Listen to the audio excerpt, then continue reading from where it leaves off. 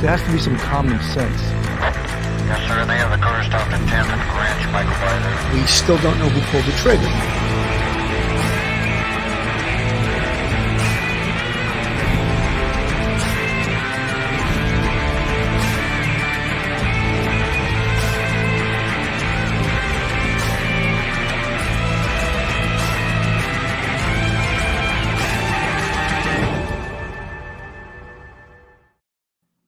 Hello, everyone, and welcome to Police Off the Cuff, Real Crime Stories. I'm your host, retired NYPD Sergeant Bill Cannon, 27-year veteran of the NYPD. And a little later on, retired NYPD Detective Phil Grimaldi will join us. As for now, we got a very, very serious missing person case from California, just north, I believe, of Lake Tahoe. But these types of cases are really baffling and very difficult for law enforcement, because even though there's so many people around, trying to get people who have been drinking, maybe using drugs, to remember things and to remember the face or vehicle or seeing something unusual is very tough. The boyfriend of a missing 16-year-old Kiely Rodni has revealed that he told her to be safe just hours before she vanished from a party at a California campground, as cops released a chilling image of the sweatshirt she was wearing at the time. A frantic search is underway after Rodni was last seen at an end-of-school party near Prosser Family Campground in Truckee, just north of Lake Tahoe, about 12:30 a.m. on Saturday. Her boyfriend, Jago Westfall, told Fox 40 on Wednesday that the couple had been texting before she went to a party, and he told her, okay, be safe. Don't do anything stupid. Westfall said he sent a follow-up message complaining about his day, and Rodney sent her final text to him a few hours later. At 10:30 p.m., she responded to what I was saying and just said, oh, I'm sorry that you're going through that, Westfall said, and that was the last time I heard from her. It's not clear where Westfall was when the couple exchanged the text. Not that important. Her boyfriend's revelation came as the Placer County Sheriff's Office released an image on Wednesday of the sweatshirt Rodney had with her at the party when she went missing. The sweatshirt had a disturbing Lana Del Rey song lyrics brandished across that read, "You don't want to be forgotten. You just want to disappear." Authorities are treating her disappearance as a potential abduction because the car she was driving, a silver 2013 Honda CR-V, hasn't been found.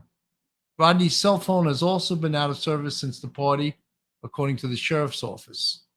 Her mother, Lindsey Rodni-Nieman, said her daughter texted her late Friday night saying she was going to leave the party in 45 minutes and was coming straight home.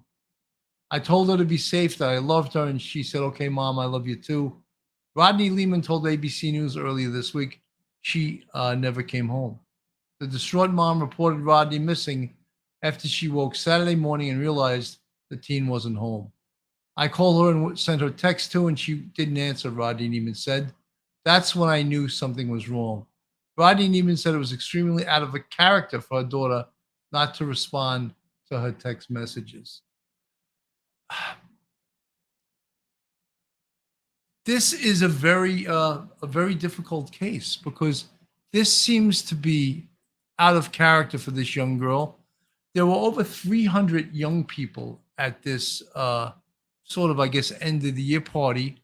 And people, of course, were drinking. There were people there probably that other folks didn't recognize. The real scary thing, and one of the reasons I think the police find this to be super suspicious, the fact that she's only 16 years old. Kiely is 16 years old, and she had a vehicle with her. And not only have they not found Kiely Rodni, but they have not found the vehicle. And the fact that they also have not found her cell phone, and the cell phone was off after a certain time, that is also very concerning. And the police are rightly taking this super seriously. And I think that they, out of their mouth, they were saying they fear this could be an abduction. And I think their fear is warranted. We now think a missing 16-year-old girl who vanished over the weekend may have been abducted. 16-year-old Kiely Rodni was last seen Saturday morning around 12:30. She had been at a party with other high schoolers at a campground. Her mother says Kiely sent a text saying she was headed home, but no one who was at the party saw her leave. Asked her to wake me up when she got home, like she always does, and she said, okay, and thanks, Mom, I love you. And that's the last I ever heard from her. Investigators say Kiely's phone hasn't been on since it pinged at the party, and her silver Honda CR-V is also missing. The missing car is why investigators believe she may have been abducted. If you have any information about Kiely, call the Placer County Sheriff's Office. Folks, the fact that her cell phone could be off, yes, that's very, very suspicious, super suspicious. And the fact that they have not yet found her vehicle, yeah, extremely, extremely suspicious. This is a picture of her on the day she went missing. This was from some business. They didn't identify the business, but this was taken at about 6 or 6:30 p.m. So this just gives you an indication of what she was wearing. It doesn't give you an indication of who she was with, who's around her. So what the police are doing, and especially in all of these missing person cases, they want to try to collect cell phone video from anyone and everyone that was at this event, because potentially cell phone video of Kiely Rodni could have the periphery around her, and that could definitely identify someone else that was around her, and potentially her. If this was a kidnapping, it could identify the person that abducted her. And I don't think they have enough. Look, they know right now there's foul play here. They don't have enough to say that this was an abduction. They're working on this the way you work any kidnapping. Of course, I would interview every single person that was at that event. I'll go through some of the other investigative resources that they should be using, but this is really I have almost no doubt that this is a case of foul play. Information and facts. We realize there will be more questions, but we're pleased directing anybody to contact our unified command center through our tip line, and we will help answer those questions as best we can. Now, for the operational and investigative side of the investigation into Kiely Rodni, I'd first like to introduce Placer County Sheriff's Detective Sergeant Scott Alford. First of all, thank you everybody for coming out. This is an amazing community. We appreciate the support for the family. We appreciate everybody's concern. Just to let you know, from the investigation side on the missing persons investigation, we are working with local, state, and federal agencies. We're using every tactic we can to try to get any information that might help with the investigation. Any tip that comes in, we're taking all the tips from the tip line, from any means, whether it's emailed, called in, through the conversations with kids that we met with here at the community center. Those are all being chronologically put into our tip spreadsheet, and we're addressing those, prioritizing them, and we're taking a look at every single one. So no, we don't. If you think you have information and you don't know if it's relevant, we want it. We want any information because we'll follow up on any and every lead that we can. Obviously, we have to prioritize them so that we can focus our resources. And so those who had firsthand contact with Kiely, who interacted with her near the time that she was last seen, those take priority. But we're looking at, video that we're sending in, anything. We're looking at timestamps so we can create the best timeline possible, take all that information, and we're committing all the resources we can to follow up.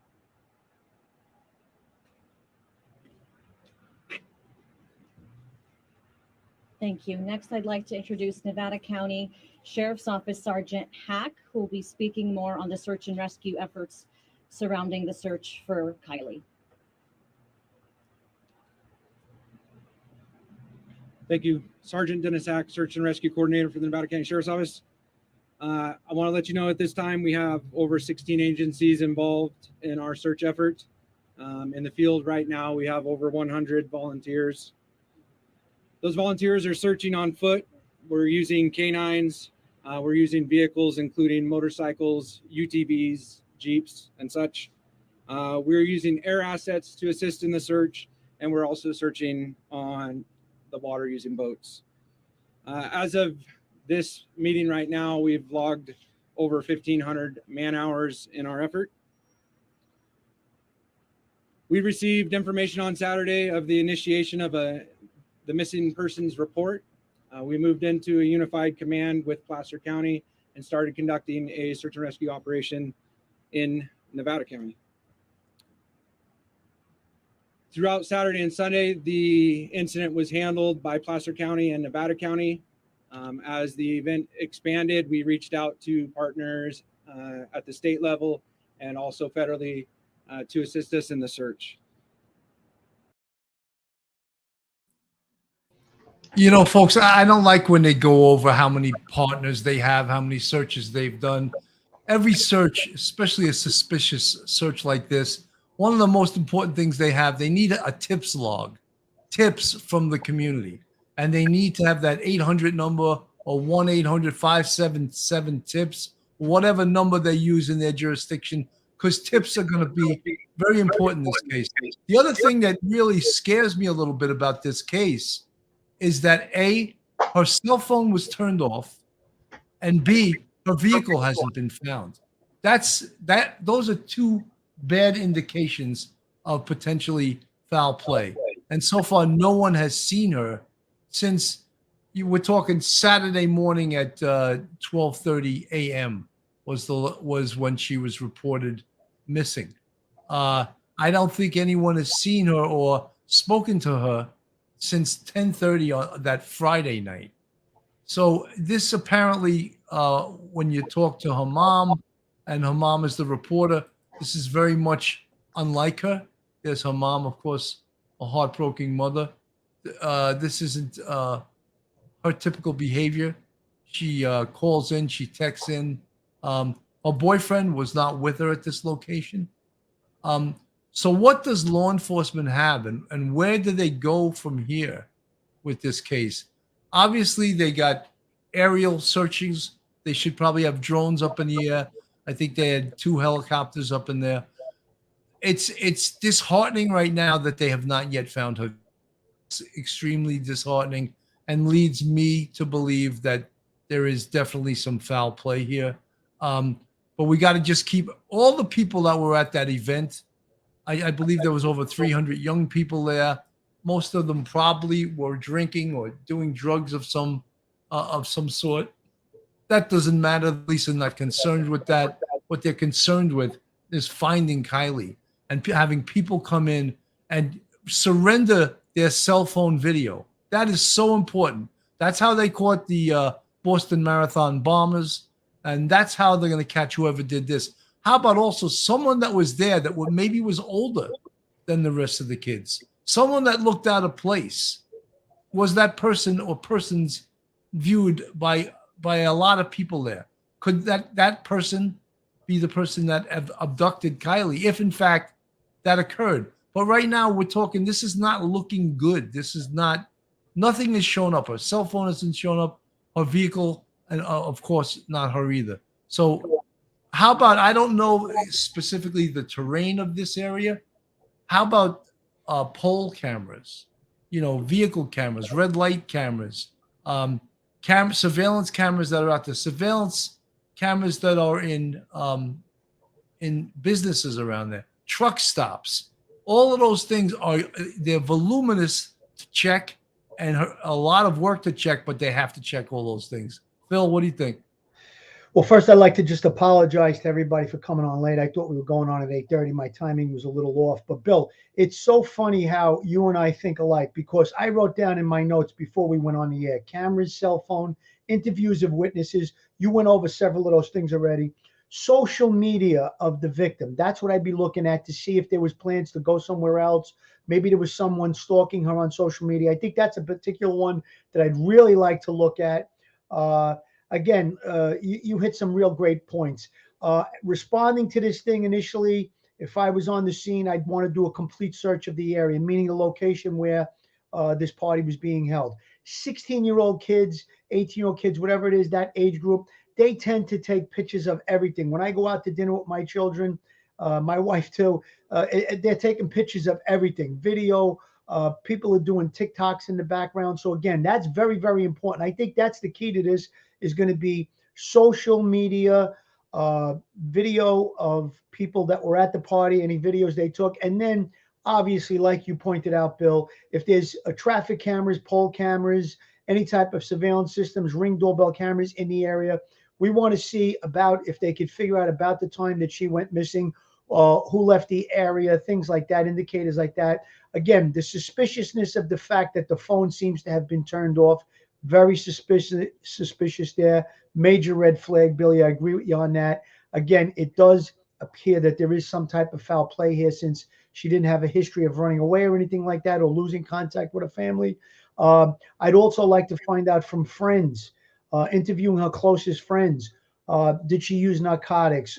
Is it possible that she wandered off and fell down, hit her head, maybe, things like of that nature. So a deep dive into the victimology, as we always talk about. I want to know everything I can about the victim, the social media aspect of it, and then all the surveillance cameras. And again, her phone, even though it has been turned off, through the cell carrier, they could pick up text messages that had gone through, perhaps that day, at that time, even earlier, the day before, whatever it is, emails, any type of TikToks or any type of social media activity. I want to know all of it. If she went on Snapchat, if she's got an account, Facebook, things like that of that nature. You have to really do a deep dive to get some whereabouts on what took place before. That's always very important, whether it be the day before or even the minutes leading up to the party. Very, very important. Yeah, her friend was supposed to get a ride home from her that night. However, she left earlier. Let me see if I can find that. She left earlier and texted her earlier and said, "I'm not going to need the ride home." So here, let me bring up her friend right here, and we'll play a little bit of this. Well, that's also a little bit of a red flag there, Billy. I'd want to get a real hard, solid interview of that girl. Well, look, this was a big party, and kids mix and match. Sure. People meet someone at a party, and they may go off with them. Sure. I drank out of, and there was nothing that seemed off about her. Called her and I sent her texts too, and she didn't answer. And so that's when I knew that something was wrong, because it was already so out of character. The family of 16-year-old Kiely Rodni pleading for answers tonight as the search continues in Truckee. And as ABC 10's Luke Clary explains, emotions are running high as there is still no sign of the teenager. We urge the public to please, if anybody A plea to the public for anything that will help bring home 16-year-old Kiely Rodni, still missing 5 days later. We're struggling with clues, and so searches aren't super successful if you don't have a direction of where to search. She was last seen around 12:30 a.m. Saturday near the Prosser family campground at a party that night alongside 300 or more young people. Please, please, please, if you have any further information for us, call that tip line. Authorities releasing these 3 new images. I'm going to start with the photo on the very right. Seen in a black bodysuit and green Dickies at a Truckee business the night she disappeared. And this image of a hoodie someone lent her that night. And this, the clearest photo yet of the silver 2013 CRV she drove, which is also still missing. This is Tahoe. This isn't supposed to happen here, Her family asking for help at a community meeting in Truckee. It's not for a lack of want. It's not for a lack of determination from everyone who I'm looking at. And a plea to the parents of other young people who were at that party to ask them if they know anything. And put yourself in their shoes and be courageous for them. As the hours tick away, authorities believe the other partygoers could hold clues to Kiely's whereabouts that have been tough to come by so far.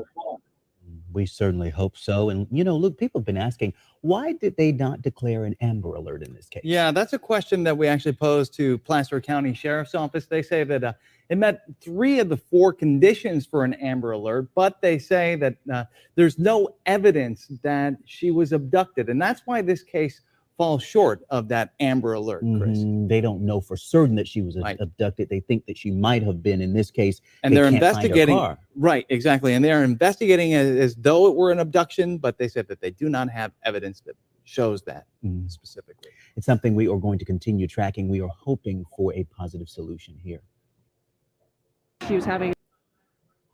You know, folks, one of the things, and Phil mentioned a bunch of things, is that you can't discount, could she have another boyfriend? Could she have went off with another boyfriend? Apparently that's very much out of her character, but I've interviewed many parents during my police career that said, oh no, she would never do that. And the girl did exactly what they said she would never do.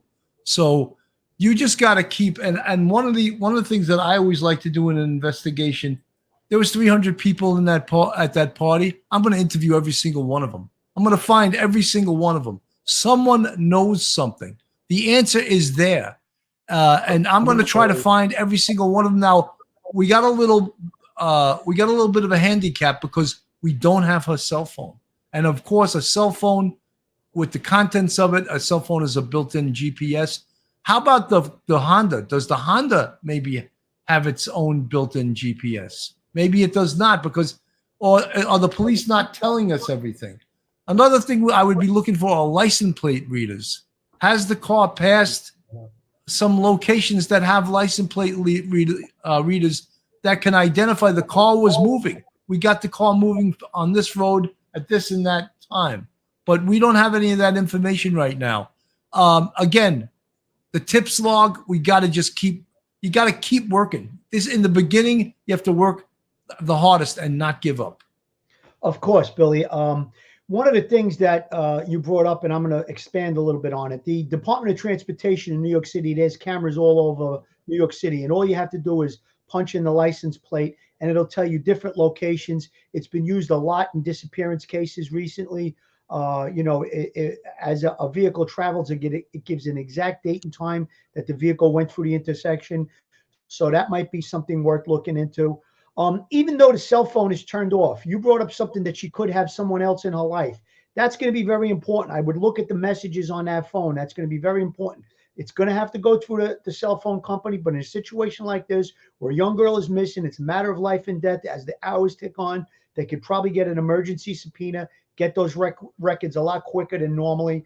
And that'll paint a good picture of the background on this young lady, who she was speaking with. If she only had the one boyfriend, the text messages probably would show that. There might be some conversations with friends that might indicate what she was planning on to do that night. That might also put the police in the right direction as far as doing interviews and finding out what her location is. And Bill, I could not agree with you more. I don't care if it was 500 people at that party. Every person is getting spoken to by a detective. The littlest thing that they give us might be the key to the whole case. 100%. Janice Morton, can law enforcement get a warrant for all the phones of these kids who showed up at the party? The answer is no. They need to get a warrant on anything. You need probable cause. So you just can't get warrants unless you have probable cause that a crime was committed. That goes for a search warrant too, Yeah, but Bill, the first kid that said, no, I'm not going to let you look through my phone, that might be the kid I would try to get a subpoena on. You know what I mean? Right. But you can't, as a fishing expedition, just go through everyone's phone. Yeah, you got to meet the legal requirements, obviously. Yeah, the technology is so important. And that's why they're at such a handicap right now, not having a cell phone that they can track, not having a cell phone that's on.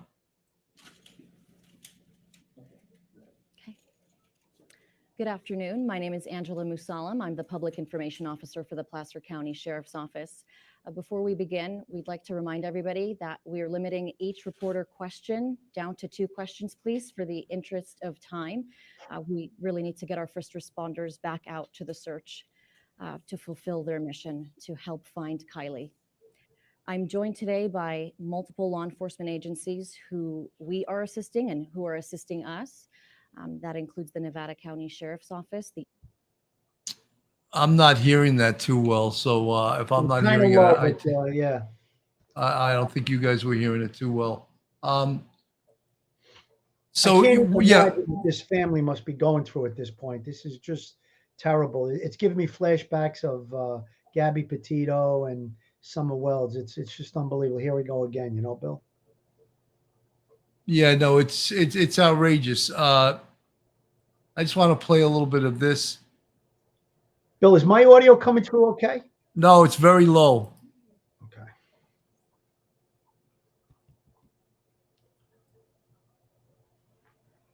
Search and rescue crews in Truckee plan to keep searching for a missing 16-year-old girl.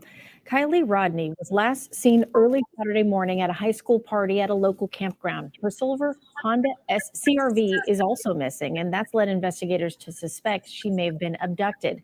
More than 150 members of search and rescue teams, as well as volunteers, are combing through the area where she was last seen. I think the biggest message I can say is that we're leaving no stone unturned.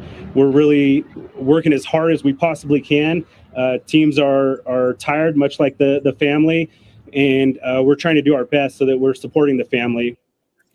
Officials say the last time Kiely's cell phone pinged was at 12:33 a.m. She had called her mother just about 15 minutes before that. Crews are also searching Lake Prosser, which is part of the campground, in case she got into some sort of vehicle accident. You know, there's any possibility to this that you cannot, that expression, you got to think out of the box. It's so true, because anything could have happened, but it concerns law enforcement. It concerns me. Why is her cell phone off? And why have we not found this car? And I think that a great deal of the search probably should be done by the air. We could use some drones. This sounds like it might possibly be a job for Midwest. Actually, now you'd have to get California Equus, because it's in the West Coast, the Equus search people, because they could use some drones up there to help them out. Billy, this is the time to have the friend in the media. The media needs to be all over this thing. That car should be plastered on every news channel for at least a couple of days. Pictures of that car, pictures of this young girl. We need the media's help in this case, whether it be print media, social media, the local news. I would be hitting every one of them, even if you have to go to the national media. This is a story that needs some media attention. A lot of times, in cases like this, someone spots the car. It's in a location that might be a little desolated or whatever, or they spot the young lady, hopefully. And a tip, like you said, the tips log, that's all going to be very, very important. I just hope that there's enough manpower behind this case. And if there isn't, they need to enlist the help of state police, FBI, whoever. This is a lot of work, seems like needs to be done if it's not being done already. But again, I'd want to have that picture of that vehicle on the media, keep repeating for a couple of news cycles, at least for a couple of days, I'd say. Daily Wonder, can you get a warrant for her phone, like records? Yes, you could. Under the 100%. Emergency exception, you could get a search warrant for her phone, because it absolutely 100% is an emergency. Carrie G, it's kind of strange how they haven't shown a pic or still shot of her at the party, right? Just the one of her where she was at the store or wherever around 6 p.m. Well, I mean, I don't know if maybe, is there a chance that no one took a picture of her other than that photo that we're seeing from that store? I mean, it's a possibility. Yeah, it's maybe not. The odds were that someone would have taken a picture of her, but I don't think it's anything that they're trying to hide. I don't think so either, Billy, but I got to agree with Carrie about that they should put out a 5-second clip of her from that party if the one exists. And then also, whether it be the police department or the family, put up a reward. Money talks sometimes, even if it's there's a $50,000 reward. Okay, good. The reward is up. Okay, beautiful. Good. Here's the missing person flyer. Money, I don't know if a lot of doors, Bill. I know the picture on the right was from that night about 6:30 p.m. It was from a camera at a business. I don't know if it was a video camera that they made a still from. That apparently is probably because it's not the greatest picture. I don't know when this picture was taken. That's her vehicle. You got to realize that she's only 16 years old. She's a kid. She's a kid, really. That's a baby. So, I mean, anything is possible as to what occurred here. And I think we got to keep an open mind on this. Vet Girl, RW Bus. Thank you for the 1999 super chat. Do you think it is odd a friend is telling teens to bring any information to her and she is filtering information for law enforcement? If that were my daughter, I would keep her off YouTube. Conflicting information could be a huge problem. 100%. You know, it's law enforcement does use people as resources, people that know her, people that can bring people that know her, people that know things about her. So that's not strange to me. In this world of social media, can it get a little discombobulated and the information wind up like telephone? Absolutely. But this is an emergency situation. Obviously, she's been missing now since Saturday. So it's no joke. It's really a very, very serious situation. Anybody that's close to this young girl and they're having text messages or any kind of conversation via email or social media, I would say if I were the lead detective on this case, I would tell them, keep conversations going, keep lines of communication open. Any information that comes in might be the key to the whole case. So yes, I definitely agree with you there, Bill. I'd say, listen, keep talking. We don't want anybody interviewing primaries in the case and stuff like that. We've gone through that before in previous cases. But in a situation like this, where you have a missing teen, every hour that passes, it gets more and more desperate for her that she'll be found safe and sound. So again, any information that comes through that wire, I'm on it. I would love to have as much as possible. And like I said, if there's people talking, let them keep talking, because somebody might remember something, and say, wait a second, I saw her here or there, or I saw her with someone. And that's going to be the key to the case. Phil, the baffling thing to me is, where is the car? Where is the car right now?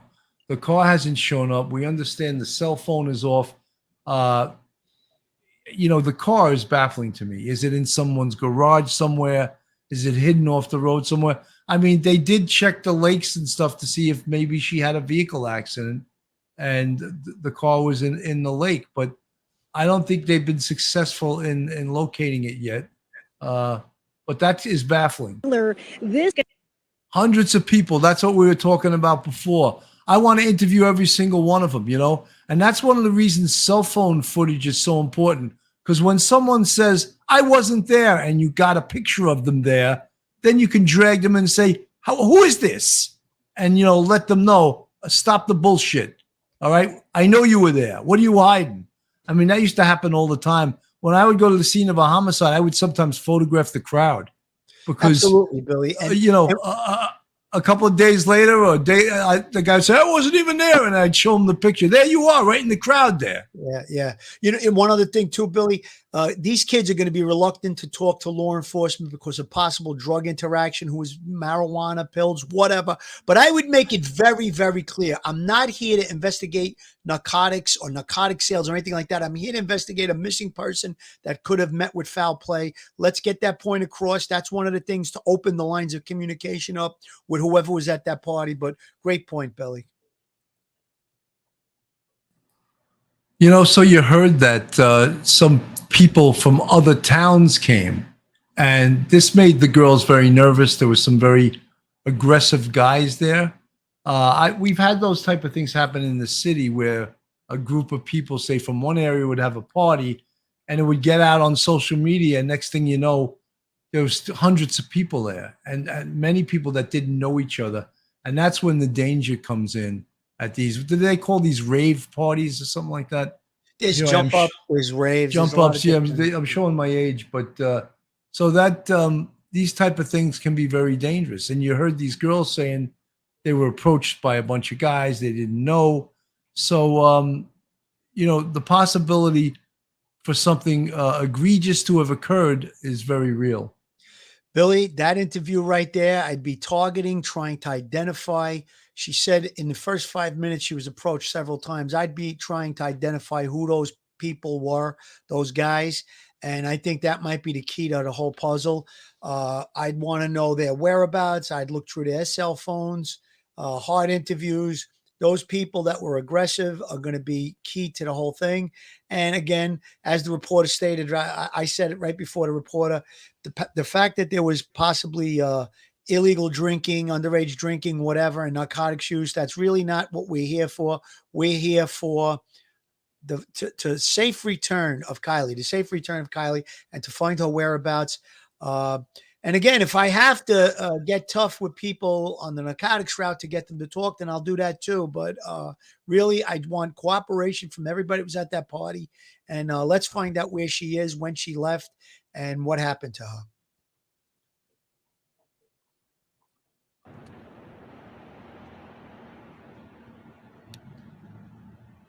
Search and rescue operates off of the information that we have available to us. The way that we develop that information and design our search areas and our objectives is based off of the clues that we receive from the field while we're searching.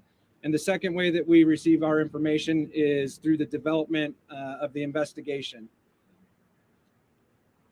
What we need is the community's help in assisting with providing that information on the investigation. And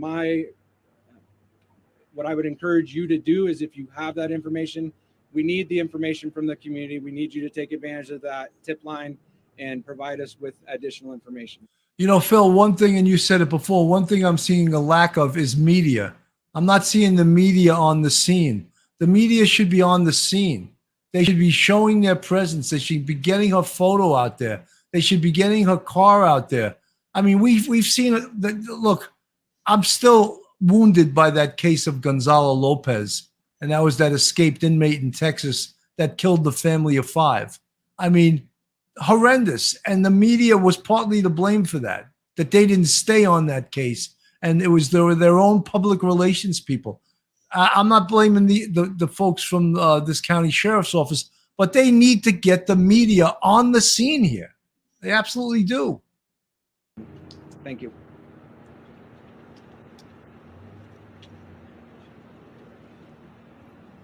And now we're going to have a brief comment from the FBI. I'd like to introduce Supervisory Senior Resident Agent Forrestel. Good afternoon. The FBI has and continues to take instances where the most vulnerable in our society are victimized. And we are very happy that we're able to come alongside and partner with Placer County Sheriff's Department, Nevada County Sheriff's Department. We've been part of the full investigative team. As of today, we had approximately 50 other agents up here helping run down some of those priority informations and leads that have come through. And we're going to continue to partner with both agencies as we see this through. So thank you for your time.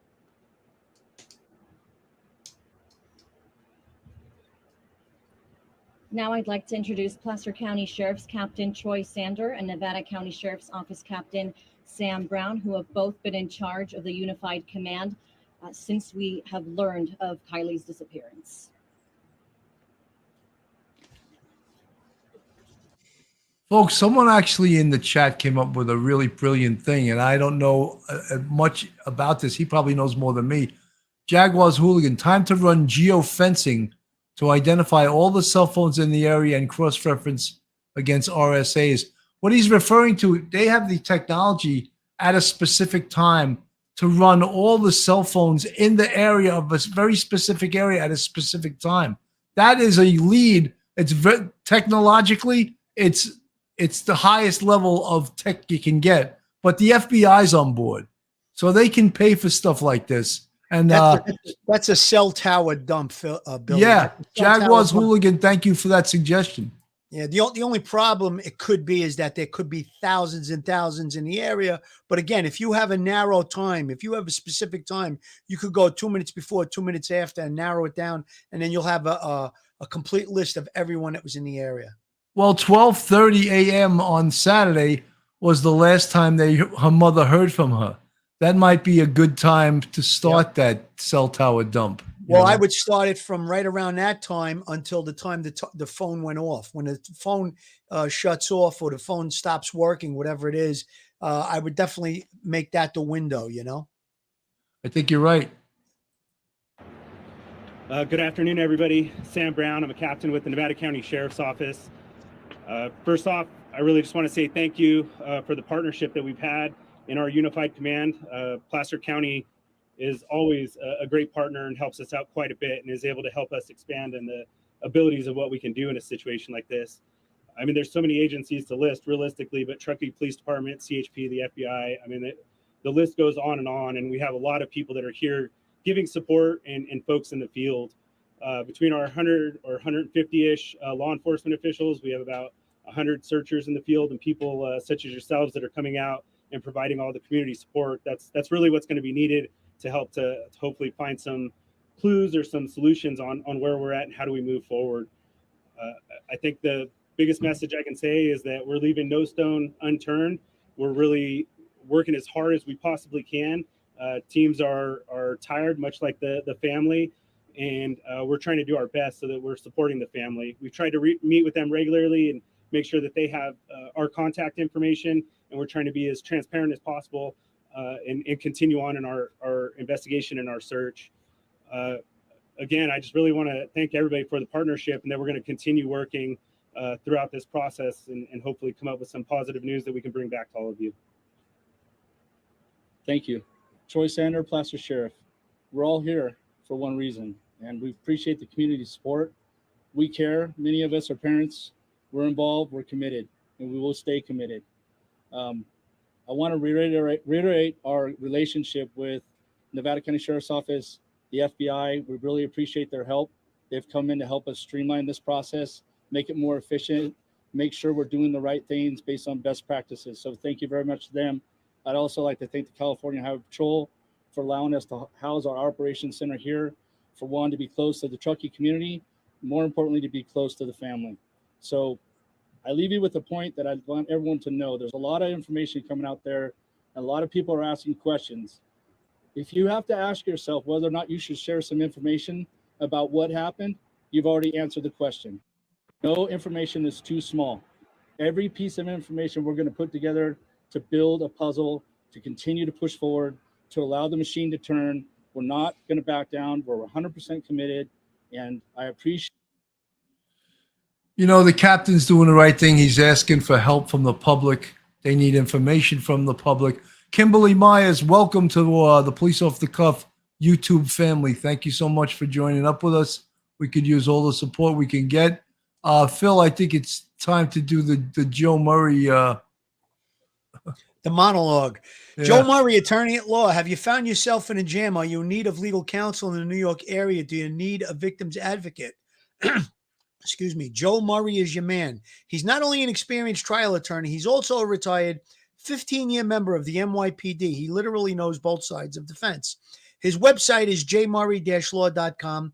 His telephone number is 646-838-1702, or you could email Joe at jmurray-law.com. Joe's been advertising with us for quite some time, and if you'd like to advertise with us, please give us an email at policeoffthecuff1@gmail.com. That's policeoffthecuff, the number 1@gmail.com. Our rates are very reasonable. We have a national as well as an international audience, and it might be the right thing for your business. You know, folks, one of the things that we like to use our police expertise here, and I've been on a lot of these major searches. I've been on Amber Alerts. I've been, of course, on homicide perp searches, fugitive searches, and the tools you use are very similar. And it's so important, though, on these cases, a potential kidnapping, a potential abduction, is to use the community, to use the media, to get the information out there, and to have a give and take of that information. The police cannot do it alone. They so need your help, and they're practically begging for it right now. And the other thing I'd like to say is that more police isn't necessarily better. Like when they can say, oh, we have 150, that's not necessarily. Sometimes the best thing is to have a small cohesive group. After you have done the large searches, you can even get in the NYPD, we'll get kids out of the police academy to do grid searches, you know, but you need a small, sometimes as the investigation moves forward, a smaller group of investigators to fine tune it and to look at all the investigative steps that you need to go over to find this young girl. Billy, I feel certain that there's more to this than's being reported in the media, obviously. The detectives that are working this case, based on the statements of that girl that was interviewed by the news media saying that she was approached several times, she had a bad feeling, there was a bad vibe at the party. So I think that the detectives would be zeroing in on things like that. Again, I'd be shaking the tree with the local drug dealers. I'd be going through the warrants division and getting people who have warrants, parolees. I would be doing a lot of different things like that, shaking the tree to try and find out, because somebody was there that night. They may have saw something, and then there's rumor, there's innuendo, and there's talk. And when you have someone who's on parole or who is a drug dealer, you have a little leverage on them that might compel them to tell you things that ordinarily might not come to the surface, so to speak. So again, those are the different investigative steps I'd be taking at this point. Again, we feel like there's some type of foul play here. This young girl is missing all these hours, all these days, and it's very unusual for her. So I think that you have to pull out all the stops. You're making a good point, Billy. After the big searches are over, you want to keep a close group of very determined and very, real expert detectives to look into this thing. And obviously, if you need more manpower, you need other things being done while everyone else is busy, then you do that, and you have the FBI involved, like you said, Bill. They have the deep pockets to get these cell phone companies to give like a cell tower dump. Those are very, very expensive, but the FBI can get it done. They have the deep pockets. So all of that probably is already being done, may already be done. I'm just hoping and praying that this young girl is found safe and sound. It's just another horrific situation that we're going through here. Vet girl RW bus. Why didn't the FBI label her endangered instead of Amber Alert? FBI just listed her missing. She doesn't fit the criteria for Amber Alert. There's one, I think there's 5 criteria for an Amber Alert. I think that there has to be evidence of an abduction, right? Or she cannot be listed as an Amber Alert. They could probably do some type of an alert on the vehicle. And again, I was talking about that through the media. That should be being done. Maybe not so much as an Amber Alert, but possibly they could do an Amber Alert on the vehicle. The fact that she's missing all these hours and the vehicle hasn't been found, there needs to be a big media press on that for sure, Billy. Emma T, do you think law enforcement can look for her in the car, at the cabins nearby? Of course. Absolutely. They can knock on every door. That's called a canvas. I'm not saying they can search people's homes, but they can certainly knock on people's doors. They can look in people's yards. One of the things Phil said earlier, and I live my investigative career as a boss with this word, and it's called victimology. And he brought that up before. And really what it means is the study of the victim. Is there something in the victim's background that we're overlooking that the answer to this case may smack us right in the face? You know what I mean? And you can't think that, oh, she's a wonderful girl, she would never do. You can't think like that. You have to think that anything is possible. And I don't want to disparage her reputation whatsoever, but as an investigator, you have to think that anything and everything is a possibility. Did she have another boyfriend that she met at this event? Could that have happened? I'm not saying she did, but could it have happened? Yes, it could have. It could have. And that's one of the reasons when you use that term victimology, who's going to know the most about this missing girl? No, not her mom, not her dad, her friends. So you want to interview her friends in great depth, and more than once, not just one time, more than once. The hard information comes from hard interviews. Absolutely, Billy. And I've used this term before. In a case like this, if I upset someone and I don't get a Christmas card this year, I'm okay with that because I'm fighting for the victim. I want to find this young lady.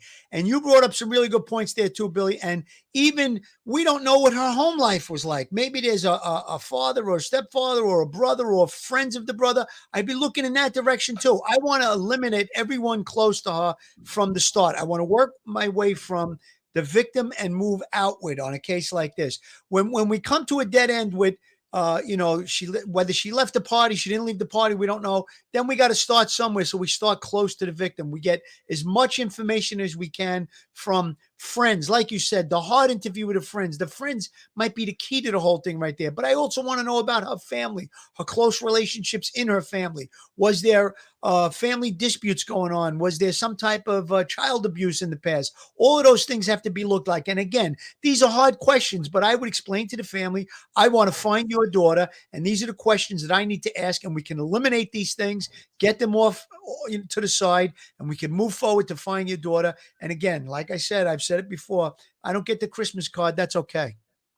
I want to know also, and you can't tell much from this picture, but was she a drinker? Did she like to drink? Did she like her drugs? Did she smoke her weed? Was she, her friends will know what drugs she likes, if she does use drugs. And is she a drinker? I think it's important to know in that picture. I mean, you can't say for sure. It looks like she possibly could have been drinking in this picture. I can't swear on it, but she looks like she has a smile on her face. Right. She looks happy. I was just going to say that. She looks very happy. And usually you're almost going to assume, Billy, that at this party, they talked about there being drinking. So you're going to have to assume, unless the kid was one of these kids, no, doesn't touch liquor, never touched a drop of it, doesn't use narcotics. It's possible. But I think if, she is the type of kid that might drink, you're going to have to assume that maybe there was drinking involved. You'll start from there. But I think you'll get the real picture from the friends. You talk to the closest friends. They're going to tell you right away, listen, away from the mother or whatever it is, listen, yeah, we were drinking, blah, blah, blah, whatever happened. And you're going to get to the bottom of it. And again, I'm not trying to disparage young Kiely or her family or anyone. I want to get to the bottom of it. When I do these type of investigations on a missing persons case, I would always tell the family that respectfully. I'm going to ask you a hard question, and it's very necessary that I get the answer and that I ask this question, and don't be offended, and put it out there and get it done with. And then when you get the right answers, you can eliminate those type of things. You have to work through the process of elimination to find out what happened to this young lady. So that's how you do it. Carrie G, do you think law enforcement wants the friends talking so much online? No, I'll tell you that right now. They don't. I've seen multiple interviews done by Sammy, and one of the kids' moms, who's friends with Sammy, has talked on YouTube a few times. We've discussed that multiple times on other cases also. Even YouTube content creators who insist on interviewing principals in a case. And we've spoken about that in great length and in great depth, our disdain towards that. So again, I don't think people should be talking out in public, because this is the purview of the professional investigator. Be guided by what the law enforcement officers are telling the people close to this case. If the law enforcement on this case tells a close friend or an associate or a witness, an eyewitness, do not talk to the media, do not go on social media, then you listen. If they instruct you to have conversation with whoever, then you do that. I think that's very important. Let's all be on the same page. Let's try and find this young lady and find out her whereabouts and what happened to her. Isn't that the goal here? Don't we all want the same thing? I mean, that's really what you have to do. You have to listen to law enforcement. Law enforcement is very capable in these type of situations. You have a lot of different law enforcement officers that are working on this case using a lot of different technologies and a lot of different assets. So be guided by what they say. If they tell you not to do something, then don't do it. Delana, that picture was taken at 6:30 p.m. From a camera at some type of business. So I don't know exactly what time the party started. If you like a lot of young people, they don't need to go to the party to drink. They come tuned up. If someone goes to a party, they get tuned up before they go to the party. So she very well could have been drinking before that picture was taken. Absolutely, Billy. You know what? It's not about pointing things out like the kid was drinking. It's about finding the kid. So anything that comes across as maybe helpful, report it to the police. Get on the phone, report it to the police. There's a $50,000 reward. And listen, she's a beautiful young kid. She doesn't deserve to have anything bad happen to her. So if there's something out there, give it to law enforcement.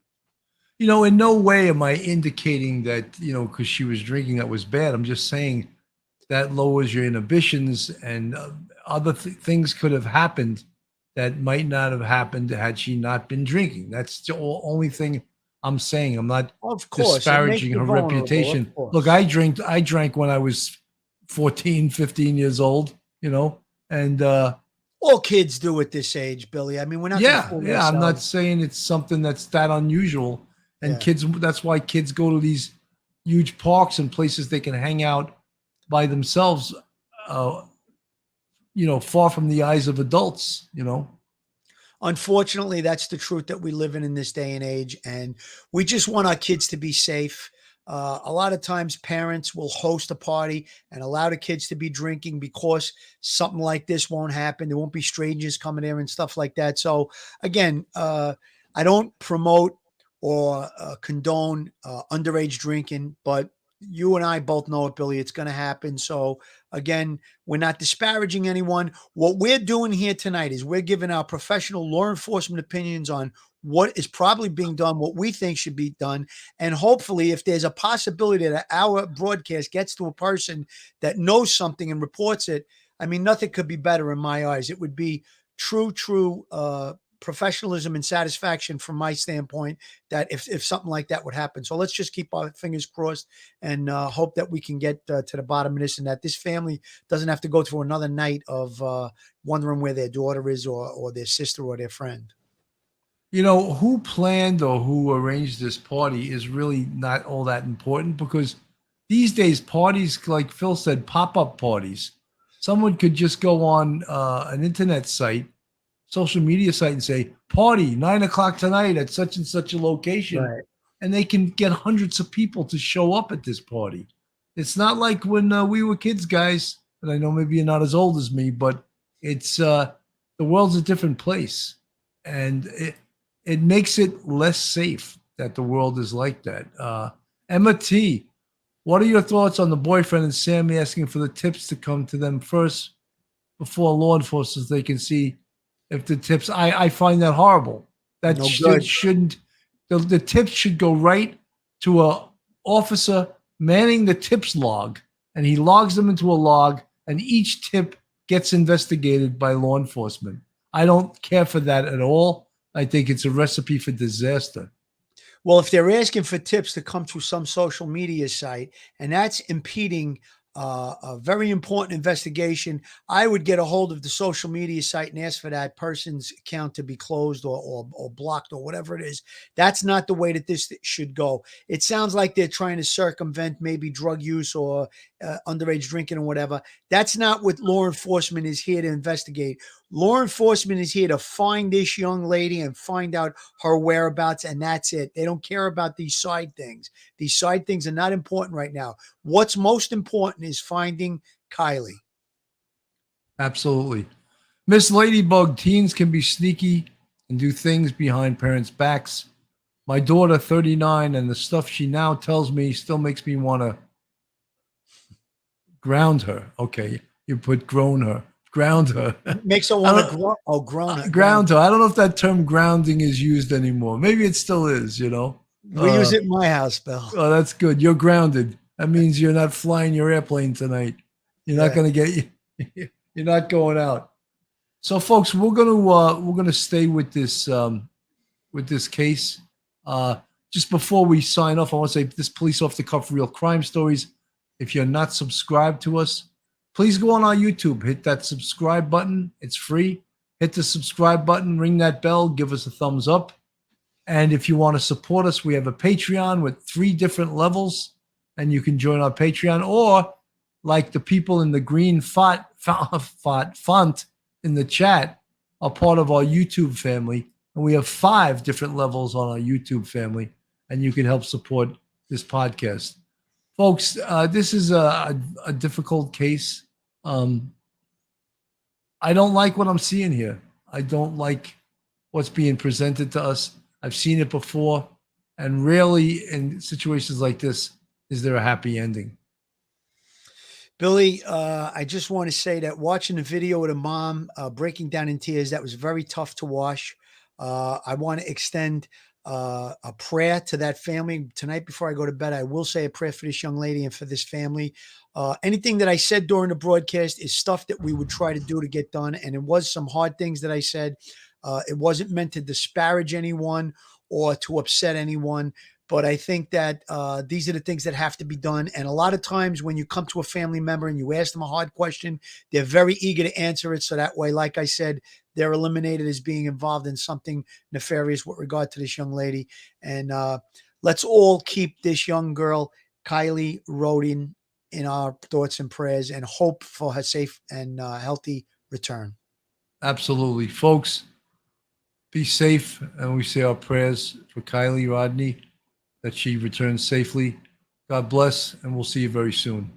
Stay safe, everyone. One episode just ain't enough.